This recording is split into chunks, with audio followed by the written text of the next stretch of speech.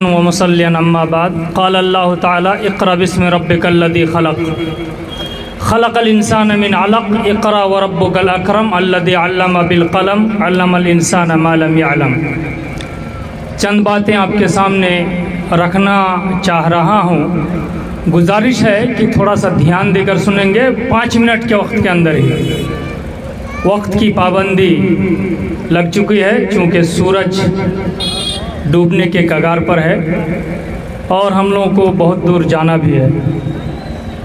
सदर साहब स्टेज पर मौजूद हैं। शेख मुज़म्मिल हक साहब मदनी बुज़ुर्ग आलिम दीन तशरीफ़ फरमा हैं। बाबा शेरशाबादी मुबारक हुसैन के बरखुरदार खालिद मुबारक भी स्टेज पर तशरीफ़ फरमा हैं और तालीमी मैदान में शेरशाबादी यूं के लिए और दूसरों के लिए भी बहुत काम करने वाले अज़ीज़म मौलाना मिसबाहुद्दीन बुखारी और दीगर उलमाए किराम यहाँ मौजूद हैं। आपकी मौजूदगी में मैं चंद बातें आपके सामने रखना चाहता हूँ। 1996 में जब ऑल बिहार शेरशाबादी एसोसिएशन के बैनर तले ईबीसी का रिज़र्वेशन शेरशाबादियों को दिया गया तो पहला शख्स शेरशाबादियों का जो 4 मरतबा वो आदमी मेडिकल के इम्तिहान में 2 नंबर 3 नंबर 5 नंबर के लिए फ़ेल हो जाया करता था, आज वो कटिहार मेडिकल कॉलेज का डॉक्टर है। जनाब डॉक्टर अब्दुल रज़्ज़ाक़ साहब चरखी से ताल्लुक़ रखते हैं।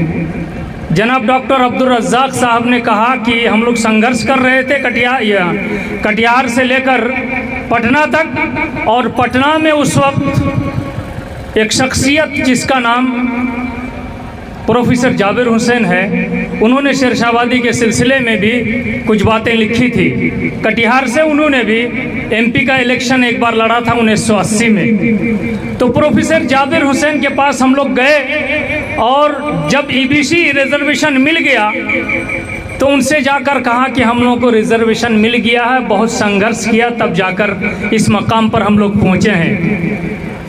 तो प्रोफेसर जाबिर हुसैन साहब कानून साज असेंबली के स्पीकर थे। उन्होंने बरजस्ता कहा, बेटे संघर्ष ख़त्म नहीं हुई है, अब तुम लोगों की संघर्ष की शुरुआत है। बच्चों को तालीम दो, तभी तुम रिजर्वेशन से फ़ायदा उठा सकते हो। और डॉक्टर अब्दुल रज़्ज़ाक़ को सबसे पहले फ़ायदा मिला। उसी 96 में उनको 15 नंबर ऐड हुआ और उसके बाद फिर वो मेडिकल कॉलेज में उनका एडमिशन हुआ। लिहाजा दोस्तों, कहने का मकसद ये है कि ये तालीमी बेदारी और समाजी बेदारी प्रोग्राम है। शेरशाबादी लोग बेदार कौम में शुमार किए जाते हैं, अपने हुकूक को पहचानते हैं, अपने घरों में लड़ते हैं, अपने इसके और उसके दरमियान अगर कोई बात है तो लड़ने में पीछे नहीं है, लड़ने में एकदम माहिर है। लेकिन अकबर इलाहाबादी ने कहा था कि गैर के सामने बस कुली बन जाइए, अपने भाई के सामने बस आप तन जाइए।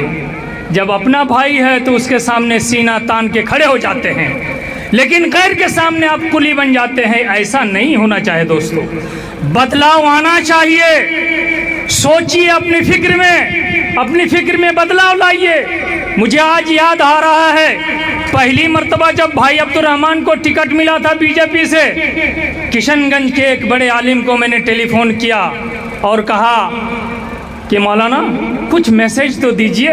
अरे भाई, ये आदमी अगर जीत गया, 2-4 हज़ार वोट मिल गया ज़्यादा, तो जीत गया तो कम से कम आपका लीडर तो बन जाएगा। लेकिन उस आलिम ने मुझको जवाब दिया, मौलाना आप भी बोलते हैं कि बीजेपी को वोट दिया जाए, तो ईमान का मसला क्यों बनाते हैं इसको? हाँ, सवा जफर खड़ा हुआ है, 2-2 मरतबा एमएलए बना। सवा जफर मुसव्विर आलम को टिकट मिला, किससे? जेडीयू से, जब भाजपा के साथ मिला हुआ था। तस्लीमुद्दीन के बेटा को टिकट मिला और जीता वो, जब जेडीयू के साथ उसी तरह से मुजाहिद आलम वो भी जीते भाजपा के साथ मिलकर। ये सब चेहरा नहीं दिखाई दिया। नौशाद आलम का भी मामला वही। लेकिन जब दोस्तों ये गुलाबी उर्दू बोलने वाले बोलते हैं आपके सामने, और बयान भी दिया, जब अब्दुर्रहमान को टिकट मिला तो क्या बयान दिया था कि कुछ दिनों से शेरशाहबादी लोग भाजपा की तरफ झुक रहे हैं, इनका ईमान बिक रहा है। अस्तगफिरुल्लाह, बयान आया था अखबारात में, इनका ईमान बिक रहा है। अरे तुम्हारा ईमान बिक जाए तो कोई बात नहीं, वो ईमानदारी है। और अगर कुछ फायदा लेने के लिए अपने पांव पे खड़े होने के लिए जाएं तो कहते हैं कि तुम्हारा ईमान बिक गया। और आ जाए एमआईएम के लोग, हमारे ही लोग जाकर उसको वोट देते हैं। और ये सामने इलेक्शन आ रहा है, हमारे ही लोग बिक कर उसके गोद में बैठकर उसको वोट देंगे। यही होगा दोस्तों, यही दोस्तों। किसी शायर ने कहा था कि चेहरे बदल बदल के मुझसे मिल रहे हैं लोग, चेहरे बदल बदल के मुझसे मिल रहे हैं लोग, क्या जुल्म हो रहा है मेरी सादगी के साथ। कितने सादे लोग हैं कि हर चमकती हुई चीज को हम सोना समझ लेते हैं। जो भी हमदर्दी की बात हमारे सामने करता है उसके पहलू में जाकर बैठकर फोटो खिंचाते हैं और उसके बाद फिर उनके घर का हो जाते हैं, उनको मजबूत करने लगते हैं। लेकिन दोस्तों एक किसी साहब ने कहा था कि आपको बेईमानी छोड़नी होगी, आपको वोट बेचना बंद करना होगा, क्योंकि वोट के वक्त उस वक्त हर आदमी खरीदार बन के आपके सामने आता है। मजरूह सुल्तानपुरी ने कहा था हम हैं मताए कूचाओ बाजार की तरह, हम हैं मताए कूचाओ बाजार की तरह, उठती है हर निगाह खरीदार की तरह।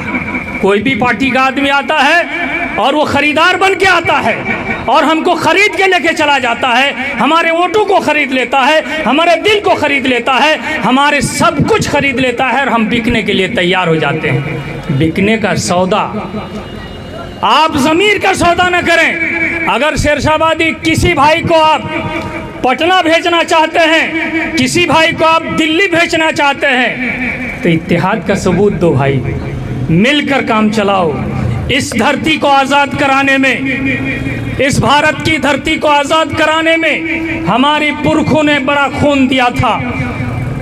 5 मई 1831 में बालाकोट के मैदान में शहादत हुई और जो लोग बच गए थे उनमें से मौलाना विलायत अली और मौलाना इनायत अली अजीमाबादी, इन लोगों ने वहाबी आंदोलन को संभाला, दोबारा जिंदगी दी वहाबी आंदोलन को। और उसी आंदोलन के नतीजे में इसी बंगाला की सरजमीन पर 3 बड़े बड़े कैंप बने। हाकिमपुर 24 परगना कोलकाता में 1940 के बाद से 1970 तक, 1940 के बाद से 1970 तक, और 57 का 1857 से 1857 का भी वाक़या उसी के बीच में आता है। तो 1840 से 1870 तक और 1857 के बाद वही तीन जो सेंटर बने शेरशाहबादियों के, ये अंग्रेज़ों के खिलाफ लड़ने के लिए। एक सेंटर नारायणपुर मालदा, जो आज भी वहाँ बीएसएफ कैंप है, नारायणपुर मालदा। एक सेंटर दिलालपुर, साहिबगंज जिला में जो दिलालपुर मदरसा है वहाँ एक सेंटर। और इन 3 सेंटर में जो राजमहल के नाम से, ये दिलालपुर का राजमहल डिवीज़न में आता है, राजमहल के नाम से जो मुकदमा 5 बड़े मुकदमा दायर हुए, वहाबियों पर 5 बड़े मुकदमा दायर हुए थे। तो एक के हीरो थे इब्राहिम मंडल, जो राजमहल का मुकदमा कहा जाता है, जो दिलालपुर मदरसा के बानियों में से थे और दिलालपुर मदरसा को चलाया उन लोगों ने। आज भी उनके पड़ पोते प्रोफेसर डॉक्टर मुस्तफीजुर रहमान साहब उसके सेक्रेटरी हैं। 1872 में वो मदरसा कायम हुआ था और इब्राहिम मंडल को सज़ा दी गई, काला पानी दिया गया और 11 साल के बाद 1878 में उनको फिर रिहाई हुई। तो वो इब्राहिम मंडल थे। एक मौलवी अमीरुद्दीन जो रफ़ीक मंडल के बेटे थे, नारायणपुर, आज भी मालदा में वो गांव मौजूद है नारायणपुर, वहाँ के थे। मालदा का मुकदमा दायर हुआ और मालदा के मुकदमा में हीरो बना कौन? मौलवी अमीरुद्दीन, शेरशाहबादी थे। इब्राहिम मंडल शेरशाहबादी थे। और फिर जो तीसरा मुकदमा दायर हुआ वहाँ हाकिमपुर जो 24 परगना का, जिसको कलकत्ता का मुकदमा कहा गया है, उसमें भी ज़्यादातर शेरशाहबादी थे दोस्तों। और 2 मुकदमा दायर हुए थे, एक पंजाब में जो अम्बाला का मुकदमा मौला अब्दुल मतीन सलफ़ी साहब ने रहमहुल्लाह ने जो डायरी निकाली थी, तौहीद डायरी, उसमें ये 5 मुकदमात को लिखा हुआ, जो पहली डायरी उन्होंने शाये की थी, उसमें ये 5 मुकदमात को तफसील के साथ 2 पेज में लिखा हुआ है। अगर पुरानी डायरी वो मौजूद है किसी के पास तो उसको दे सकता है, या इसको वहाबी तहरीक डॉक्टर क़यामुद्दीन का जो PhD का डिग्री है उसको भी देख सकता है, जो पटना यूनिवर्सिटी से डॉक्टर क़यामुद्दीन ने लिखा, वहाबी तहरीक। तो वो वहाबी तहरीक से जुड़कर शेरशाहबादियों ने इस हिंदुस्तान को आज़ाद किया दोस्तों। आज हमारा ये हक बनता है कि हम इस भारत को बचाने में, मोहब्बत की सरजमीन को मज़ीद मोहब्बत से पिरोने के लिए हम कोशिश करें और हम आगे बढ़ें। और हम लोग अगर पीछे रह जाएंगे, मुत्तहिद नहीं रहेंगे, बिखरे हुए रहेंगे, तो हम हर तरह से बिखरते चले जाएंगे।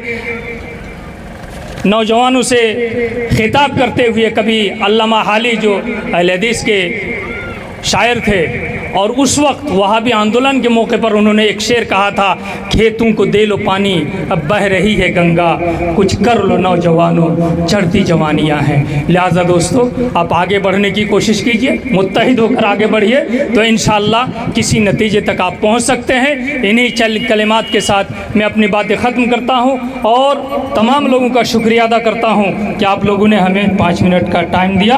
अब आपके सामने जनाब प्रोफेसर डॉक्टर सैदुर रहमान साहब शायद अभी आए, शेख मुज़म्मिल साहब मदनी।